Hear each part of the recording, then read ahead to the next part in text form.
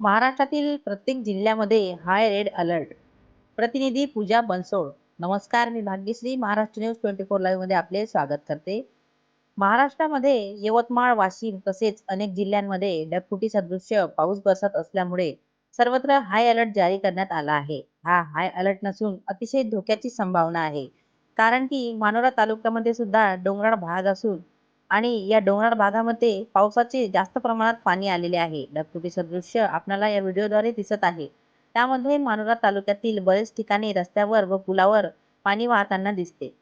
यामध्ये ही स्थिती दिसून येत आहे. तसेच चामरगाव बाजारपेठ असलेले वाशिम जिल्ह्यातील लाडेगाव येथेही पूर परिस्थिती निर्माण झालेली आहे. तरीही कर्तव्यदक्ष येथील सरपंच सौ अर्चनाताई अष्टपाल चक्रनारायण यांनी सर्व गावाला सतर्कतेचा इशारा दिला व महाराष्ट्र न्यूज 24 लाईव्हच्या उपसंपादिका यांच्याशी थेट संपर्कही केला.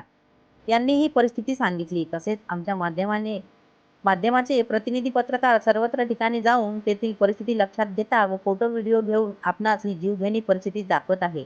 तसेच यावर्षी पावसाने अति उच्चांक गाठल्यामुळे हा एक इतिहासच म्हणून राहतो की काय, असेही जनसामान्यांमध्ये प्रश्न उभे राहत आहे.